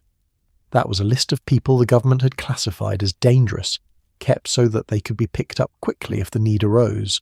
Biddle looked at it and took it apart in writing. No law authorised it, he said. The evidence behind the classifications was inadequate. The standards applied to that evidence were defective. And the whole notion that you can decide how dangerous a person is in the abstract, without reference to time and circumstance, was, in his words, impractical, unwise, and dangerous. That's the chief law officer of the United States in the middle of the war saying that keeping a list of names is a bad idea and ordering it stopped. On the 14th of August 1943, J. Edgar Hoover sent an instruction to his field offices. The list wasn't abolished. It was renamed, and it became the Security Index, and field officers were told that it should at no time be mentioned or alluded to in investigative reports. The Attorney General abolished it in July. The Bureau renamed it in August and hid it. The 14th of August. The same date as the internal memorandum in which the director called Rose Wilder Lane's complaint ridiculous. Nothing suggests those two documents have anything to do with each other, and coincidences of date are the cheapest false connection in history. But they were written in the same institution on the same day, and together they tell you exactly what kind of institution it was that summer, capable of recognising a small absurdity and correcting it politely, capable, on the same afternoon, of being told by the Attorney General to stop keeping a list of Americans and simply giving the list a new name. That's the machine that had a folder with her name on it. She wasn't finished. On the 9th of September 1943, 6 days after Hoover answered Roger Baldwin, Rose Wilder Lane wrote to J. Edgar Hoover herself. That detail is the whole of her in one gesture. The most respected civil liberties organisation in the country had taken up her case and corresponded with the director on her behalf, and had gotten a written concession out of him. Most people would have counted that as a win and stopped. She wrote her own letter. She wasn't going to be represented. She had spent her working life on the proposition that a person answers for themselves, and she wasn't about to let somebody else do her arguing, however well they'd done it. And the line that survives from that letter is the sharpest thing in the whole story. She objected to an investigator putting so much as the toe of his boot across the line protecting any American citizen's right to free thought and free speech. The toe of his boot. Not the boot, and not the man. Just the toe of it. She has taken the smallest imaginable increment of intrusion and made the whole argument out of it, because that was always her argument, that there's a line, that the line isn't a suggestion, and that the question isn't how far across it you go, but whether you cross it at all. And she has put a boot in the sentence. Not a hand, not a foot, not a shadow. A boot, which is what a uniformed man wears, which is what had been standing on her step in the spring. And she wrote it to him. Not to a newspaper, not to a congressman, not to a lawyer. To the man himself, at the top of the building where the drawer was. That's not a small act in 1943. Hoover had been running the Bureau for 19 years by then, and would run it for 29 more. He was, by a distance, the most durable figure in the American government, outlasting presidents the way weather outlasts umbrellas. People didn't write to him to complain. People wrote to him to congratulate him, or to inform on their neighbours, and both kinds of letter arrived by the sack. She wrote to tell him that one of his investigators had put a boot on a line she thought was inviolable, and to say so in a sentence built to be quoted. Hoover doesn't appear to have answered her. If he did, nobody has published it. She wrote to the most powerful policeman in America, made her point in one image, and as far as the surviving record goes, that was the end of the correspondence, which is its own kind of answer, of course. The Civil Liberties Union got a reply on headed paper in 3 days. She got nothing anybody has ever found. An institution is far more likely to answer another institution than to answer a person, and she had spent her whole career arguing that this is precisely what's wrong with institutions, except that the file was still open. About a year later, according to a researcher who has read the file, the Bureau's New Haven field office wrote to headquarters about a speech Rose Wilder Lane had given. It wasn't a rally or a broadcast. It was a talk to a local Lions Club, which is to say a lunch, in a room, in front of businessmen who had come for the lunch. The field office described what she said as extremely seditious, and Hoover, the same researcher reports, forwarded it to a senior man in the Justice Department named Tom Clark, and who would later be Attorney General of the United States and then a Justice of the Supreme Court. That's where the trail goes cold. What Clark did with it, if anything, isn't in anything I could reach. No charge was brought, no prosecution followed, there's no second visit on record and no third, a report, a forwarding, and then nothing at all. But the word the New Haven office used deserves a moment, because in 1944 sedition wasn't a figure of speech.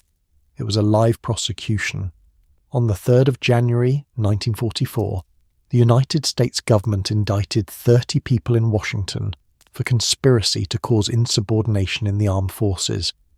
It became known as the Great Sedition Trial. The government's theory was enormous.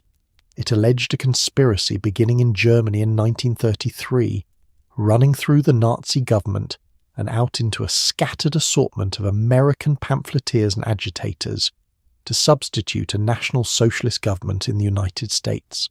30 defendants in one courtroom. The trial was chaotic from the first week and it never recovered, and at the end of November of 1944 the presiding judge died and the whole thing collapsed into a mistrial. Nobody was ever convicted. That was the Sedition Project in 1944. That was what the word was actually being used to do that year, and in the middle of it, a field office in Connecticut used the same word about a woman talking to a luncheon club about the government, and sent it to the director, and the director sent it on. I keep coming back to the size mismatch, because it's the shape of the whole story. 30 defendants in a federal courtroom, and a 57-year-old woman at a Lions Club lunch, and the same adjective stretched over both. There's a word people reach for here, and it doesn't fit. This wasn't surveillance. Surveillance means somebody was watching her continuously, on purpose. Nothing in the record supports that. What the record supports is that somewhere in Connecticut, roughly a year after a state trooper came to her door, somebody sitting in a Lions Club lunch heard a 57-year-old woman say things about her government and reported it, and that this time the report went straight to the director's desk and straight on up. Which means the Postcard didn't open her file and close it. It opened it, and it stayed open, and it now had a habit of collecting things. And here's where I have to warn you about a genuinely confusing fact, because if you go looking for any of this yourself, you will run into it within about 30 seconds. There was another Laura Ingalls. Laura Ingalls was a record-setting American aviator. She had flown solo over the Andes. She was famous in the way that pilots were famous in the 1930s, which was very. In December of 1941, days after Pearl Harbor, she was arrested. In 1942, she was convicted of failing to register as a paid agent of a foreign government after taking money from an official at the German embassy. She went to federal prison, and she served 20 months, and she walked out in October of 1943. 2 women named Ingalls were in federal files in 1943. One of them, the aviator, had been on a German embassy payroll and had done time for it. The other, Rose Wilder Lane, had mailed a postcard about pensions. But think about what that name meant to somebody working a filing system in 1943, in a year when the aviator's arrest and trial had been in every newspaper in the country. Ingalls. It was a name attached to a genuine, convicted, imprisoned agent of a foreign government, and it was a name that had been in the headlines within the previous 18 months. Nothing suggests anybody confused the two. There's no document that says so. But it's a reminder of what a filing system actually was. It wasn't a database. It was cards in drawers, typed by clerks, cross-referenced by hand, in a bureau that had grown 5-fold in 3 years and was hiring as fast as it could train. In that environment, a name is a fragile thing, and a name written down wrong by an anonymous caller in Connecticut is a very fragile thing indeed. But the coincidence isn't nothing, because it tells you what a name was worth in a file system in 1943. One of these women appears to have been reported under a surname nobody had spelled right. The other shared a surname with a convicted foreign agent, and the whole apparatus that decided which was cards in drawers, typed by hand, checked by clerks. Now, the question you've been waiting for, which is the one about her mother. In 1943, Laura Ingalls Wilder was 76 years old and living at Rocky Ridge Farm outside Mansfield, Missouri, where she and Almanzo had been since 1894. She had turned 76 that February. They were comfortable at last. The books were selling, and after 50 years of arithmetic, the arithmetic had stopped being frightening. That's worth dwelling on for a second because of how long it took. They had arrived in Missouri in 1894 with $100 and a wagon and 40 acres of rocks. Almanzo had never been able to do a full day's heavy work since an illness years earlier left him needing a cane. They had spent nearly 40 years getting to the point where money stopped being the first thought of every morning, and the thing that finally did it wasn't the orchard, or the dairy, or the chickens. It was books, written by a woman in her 60s, about the childhood that had contained all the failing, and their daughter, who'd been the successful one, who had sent money home from San Francisco and from Europe, was living on $60 a month in Connecticut, on purpose. And in March of 1943, the same month a document about her daughter went to a special agent in charge, Harper & Brothers published These Happy Golden Years. It was meant to be the last one. The end of the series, the end of the story, Laura married and going off in a buggy with Almanzo, and generations of readers have closed that book with a feeling of everything having come right. How much of it rose-shaped is one of the longest-running arguments in American letters, and it isn't going to be settled tonight. One historian says Rose certainly worked on the last 3 books. Another says that particular volume got less of her attention than any of the others. Both of those can be true at once, and probably are, but keep the 2 facts side by side, because they're extraordinary. In the same month, from the same family, came the gentlest book in American children's literature and a federal referral. March of 1943. In Missouri, a 76-year-old woman finishing the story of her own girlhood, in a book that ends with a wedding and a ride home in a buggy in the evening. In Connecticut, her 56-year-old daughter, unaware that a document with her name on it had reached a special agent in charge, and the readers of the first thing had absolutely no idea about the second thing, and wouldn't for the better part of half a century. Children were reading these happy golden years in libraries in 1943. They read it in 1953 and 1963 and 1973. Somewhere in a box in Iowa, the other thing sat in a folder, and nobody looked at it, and the two halves of that family's 1943 didn't get put side by anybody until long after both women were dead. Laura, for the record, wasn't politically neutral.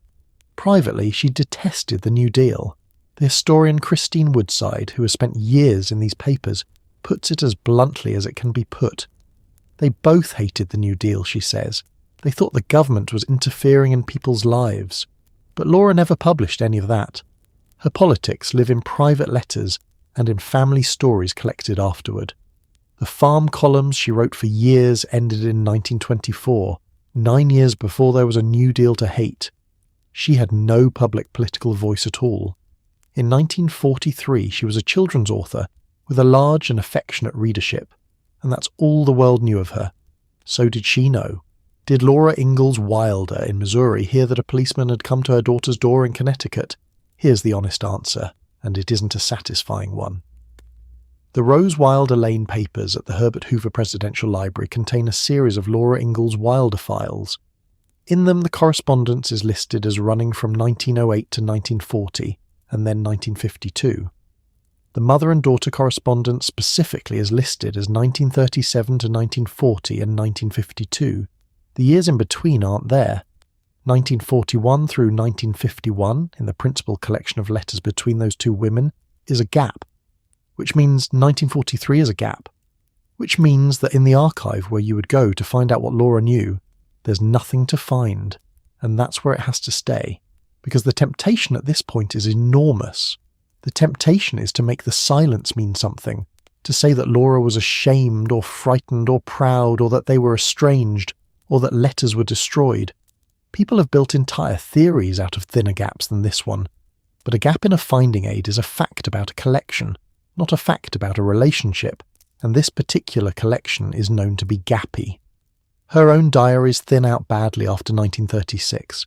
There's no diary at all for the year 1919, a year in her life anybody would want. The finding aid itself, in its own dry way, records folders found empty, archives lose things, papers get thrown out by people who are tidying, letters get lent and never returned. Not everything that's missing was taken. There's a habit of mind that turns every hole in a record into a concealment, and it's a bad habit, and it produces bad history. Most holes are holes. A woman moves house, a box gets wet, an executor makes a decision in an afternoon, and 80 years later somebody builds a theory on the shape of what isn't there. The most careful thing anybody can say about Laura and 1943 is that we don't know, that the place we would look doesn't have it, and that a gap like that is a perfectly ordinary thing for an archive to have. So the truthful thing to say is this. No letter has ever come to light in which either woman mentions the postcard, the trooper, the pamphlet, the Civil Liberties Union, or the file. It may exist. It may have existed and been lost. It may never have been written, because there's a kind of trouble that a 56-year-old woman doesn't necessarily write to her 76-year-old mother about. What we can say is that Rose kept a diary in 1942 and 1943, and that it survives, and that it sits in a box in Iowa, and that nobody writing about this incident has ever quoted a word of it about that spring. Laura died in 1957. The medal named after her wasn't created until 1954, 11 years after the trooper came up the path, and she was its first recipient. The television series that made her a household name in every country on earth didn't begin until 1974, 6 years after Rose was dead, which means neither of them ever lived in the world where Rose Wilder Lane is primarily somebody's daughter. They both died before that world existed. The papers went to Iowa. They went there because of a book she wrote in 1920 about a mining engineer who was running food relief in Europe, long before he was president and long before his name meant what it came to mean. Herbert Hoover got a presidential library, the way presidents do, and her papers ended up in it, and that's the accident of biography that put the whole record of it in West Branch, Iowa, a small town on the eastern side of the state. The collection runs to 23 linear feet and 8 inches, 54 manuscript boxes. It spans from 1804, which is a date from generations before she was born, to 1986, which is 18 years after she died. Diaries, drafts, photographs, needlework, letters, postcards. And in box 5, among the name and subject files, there's a folder. The container list gives its title exactly. Federal Bureau of Investigation, Rose Wilder Lane Investigation, 1943. It sits between a folder for the Economic Council Review of Books, 1943 to 1945, and a folder for the Freedom School, 1958 to 1964. Alphabetical order, which is how archives put things, and which means the most dramatic object in her papers is filed between two dull ones, because of the letter it starts with. I haven't opened it. It isn't digitized, and reading it means going to Iowa. What's inside is her side of it. Her copies, her correspondence, her clippings, the things she kept. And the fact that there's a folder at all tells you something before anybody opens it. She kept this. Out of a life that produced 54 boxes of paper, she made a file about her own investigation, and she kept it for 25 years, through moves and clear-outs and the ordinary erosion that takes most of everybody's paper. Somebody who wanted to forget an afternoon doesn't build a folder about it. She filed it, the way the Bureau filed it. Two institutions, if you can call one woman with a filing habit an institution, each keeping their own account of the same 5 minutes. And the Bureau's own file, the one with the referral of the 15th of March in it, isn't published either. It isn't on the Bureau's public reading room. It exists in the hands of the few researchers who have requested it and been sent a copy, and it circulates that way, one photocopy at a time. As for the postcard itself, the penny's worth of cardboard that started all of this, nobody knows where it is. Nobody has ever claimed to have seen it. It's not listed in her papers, which makes sense because she mailed it away. It went to Samuel Grafton, and after that it went wherever a card goes, and it's worth saying what she wasn't. She wasn't a martyr, and she'd have been insulted by the suggestion. Nothing was taken from her. She kept her house, her land, her typewriter, her column and her opinions, and she went on publishing all of them for another quarter of a century. Compared to Elmer Hartzell, who did his time before the Supreme Court got around to saying he shouldn't have, she got off lightly and she knew it. What she'd lost was smaller and harder to name, which is exactly why she wouldn't stop talking about it. It was the assumption. The thing you don't notice you have until an afternoon when a man in a uniform stands on your step because of a sentence you wrote for a penny. Rose Wilder Lane never found out who reported her. She went on living in that town for 25 more years. She wrote, she gardened, she argued with everybody. And in 1946 a newspaper reporter went out to see her and found her still living off her own 3 acres, still refusing to earn enough to be taxed, on the grounds that she wasn't going to fund things she disagreed with. She was doing exactly what she'd been doing in 1943, and she kept doing it. She died in that house in the autumn of 1968 at 81. The book she was most sure of sold about 1,000 copies in her lifetime, and she wouldn't let anybody reprint it. The file outlived her. That's what a file is in the end. Nobody in that story went to prison. Nobody was fined, and the director of the Bureau himself thought the whole business was ridiculous before the summer was out. If you measure it by what happened to her, almost nothing happened to her. But something was made that day, out of a piece of cardboard and one report and a name that may have been written down wrong. A folder came into existence with her name on it, and it went into a drawer, and it survived the postcard, and the trooper, and the war, and the director, and her. 80-odd years later, you can look its title up on a computer, and there it sits, in the container list, in alphabetical order, between the book reviews and the school. 1 cent bought that. 1 cent, and somebody in Danbury who thought somebody ought to know. I think what stays with me is the part she never got. She wanted a name. Out of everything she chased that year, the pamphlet and the newspapers and the letter to Hoover and the argument about the toe of the boot, the one thing she actually asked for was the name of the person who had made the call, and it was the one thing nobody ever gave her. So she died not knowing whether it was the man at the post office counter or somebody she passed on the street. And that, more than the trooper and more than the folder, is the thing that had been taken. Not her liberty, which she kept, and not her voice, which got louder. What went was the ordinary assumption that the people around you aren't weighing what you say. Sleep well, wherever you are tonight, and whatever the clock says. Good night.